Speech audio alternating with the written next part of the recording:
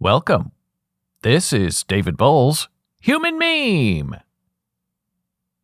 Today's topic, on being vegan. 20 years or so ago, I became vegan. And that means I really don't eat anything from animals or use anything from animals like leather. And while I love animals, my ultimate goal in going vegan, in veganism, was not just to help animals have a better life, but to more realistically lower my cholesterol. I learned the hard way that my body has a bad reaction to animal fat. And I learned that when I do not take in animal fat, my cholesterol magically lowers itself far below any skim of a dangerous level. There are some people who are politically motivated in their vegan desires, and I respect that. Then there are those who are not vegans and those who spend a lot of time telling us that animal parts are inescapable in our everyday modern lives and animal parts are in our car tires. There are animals in our computer components, and on and on and on. And I accept all that too.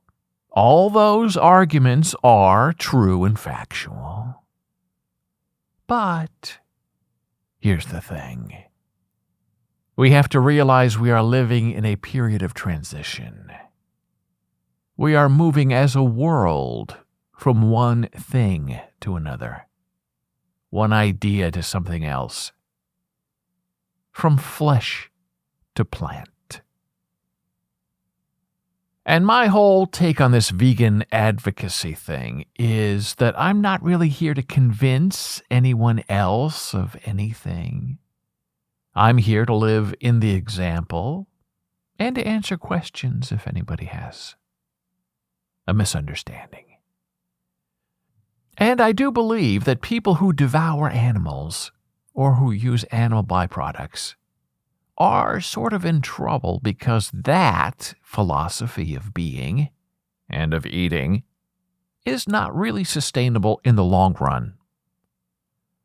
Our planet, the economy, and the verge of scale will ultimately become too large to conquer hunger by ingesting animals. Plants, on the other hand, can and will and shall sustain us, and will ultimately have no choice in the matter. And as I share with my meat-eating friends, and I have a lot of them, my diet will be your diet soon enough. Just give it enough time and aging, and your heart will let you know that you may only eat plants because your heart is no longer going to really be able to beat effectively, drowning in a pool of animal fat, cholesterol. And that also is scientific fact, not politics. And I tell my friends, I'll be here, I'll help you, I'll make it easier for you to make your way into a new healthy diet. And that new diet, if it happens to be vegan, will make all the difference in the world to you. And beyond you, a difference between life and death. Now, some vegans get overwhelmed by the meat eaters. I understand them. I was one of them. I grew up in Nebraska. My family are farmers raising corn, alfalfa, and pigs. Yes, hogs for slaughter. What I cannot handle, though, are the radicalized vegans. Radicalized vegans who only place allegiance in full-throated condemnations of not believing as they do, and all their rules and inescapabilities. I have always supported mainstream fast food restaurants that offer some sort of vegetarian or vegan option. Hardcore vegans do not always agree with me. The McVeggie burger from McDonald's, 25 years ago? Now, that was a big, grand splash, an important statement. It was a step in the right direction. And now McDonald's is working on a McVegan burger. That also is great news. But the hardcore vegans are just disgusted by this whole idea because McDonald's, even though they're trying to change a bit, they say McDonald's still serves death by selling regular beef burgers. And I say, it's okay. Burger King has veggie burgers. White Castle now offers the Incredible brand of vegan sliders. Domino's Pizza offers vegan cheese. Chipotle is filled with vegan options. Panera Bread has some few vegan eats. You can eat vegan at Taco Bell quite well and deliciously. Wendy's, however, appears not to really be interested at all in offering a vegan option like a burger, other than a salad. Kentucky Fried Chicken is working on a vegan drumstick with all the original spices recipe. And yes, we need more of that good, positive movement of spirit and intention. But the vegan radicals are not interested in that. It's all or nothing with them.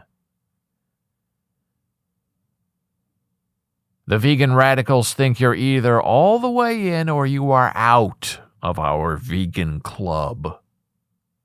And that kind of mentality is not really helpful in convincing people to join the cause of your idea. And there are a lot of new vegan food options. Cheese, always a problem in the past, has really come forward. Vegan cheese can now actually melt like regular dairy cheese, and it tastes good. And that melty cheese is a great breakthrough.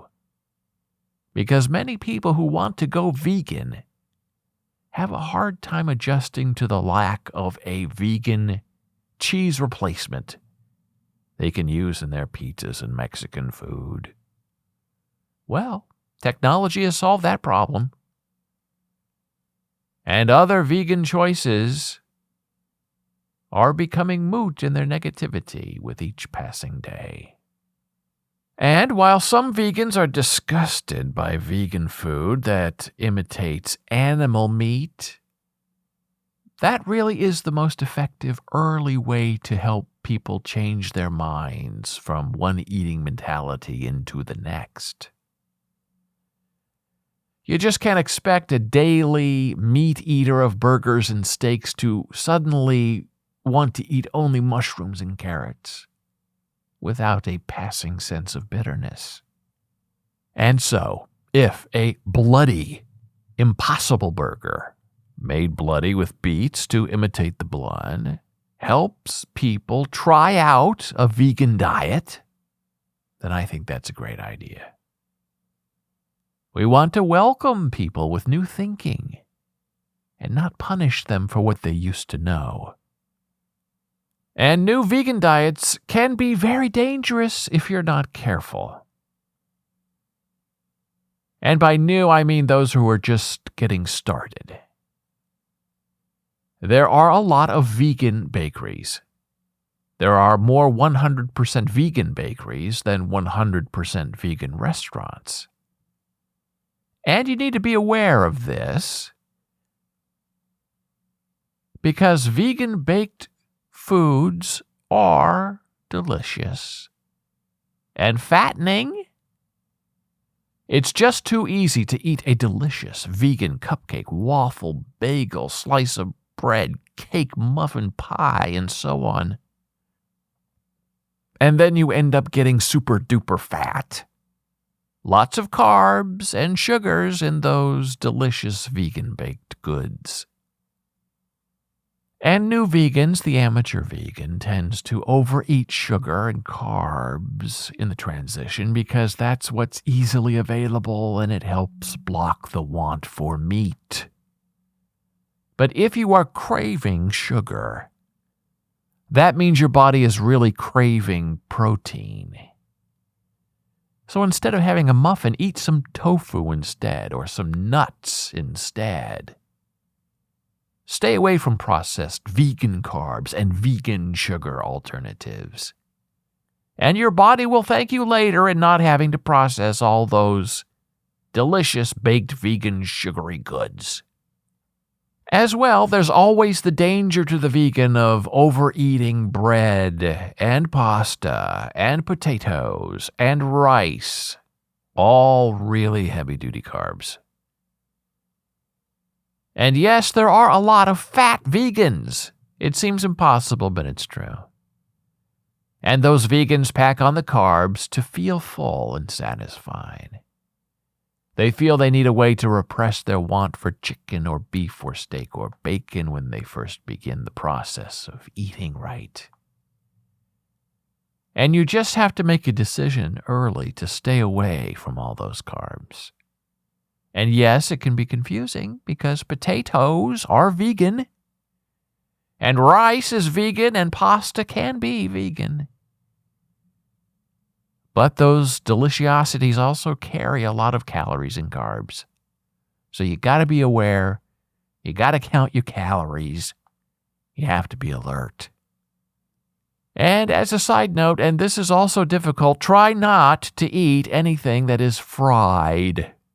Like French fries, or fried vegetable hash, or fried pickles, fried zucchini, even hash browns. It's really all bad for you, even though they are technically vegan. And so people often ask me, when they hear all of this, what are you eating? What are you allowed to eat? And they get frustrated because they feel there is nothing left for them to eat, especially after getting rid of all the fun stuff like carbs and sugars and fried food and bad vegetables. Well, my motto is this: beans and greens. Plus all the good low-carb vegetables we can manage to eat. And in that beans and greens philosophy, we pretty much stay away from fruit. Fruit is delicious and vegan, and fruit has a lot of sugar. So if you're trying to stay healthy and lose weight, fruit is not really going to be your friend. And sure, fruit is natural, add nice vegan goodness, but fruit is pretty much pure sugar. So have some fruit, but eat your fruit with a fruitful awareness. And do not multiply. So beans and greens, any kind of bean, any kind of green, will never outweigh or disappoint you. Beans have tons of protein. Greens are safe, low calorie, and they fill you up. Remember, you can eat kindly, or you can choose to support cruelty. The choice is wholly yours. And one choice is better for you and greater for the planet. And the question is this: do you want to make that active choice for your own well-being and longevity, or not?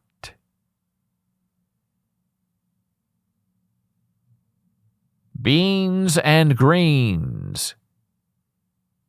Be there. Eat that.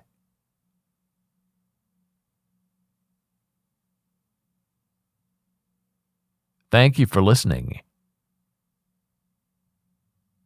Be a human meme.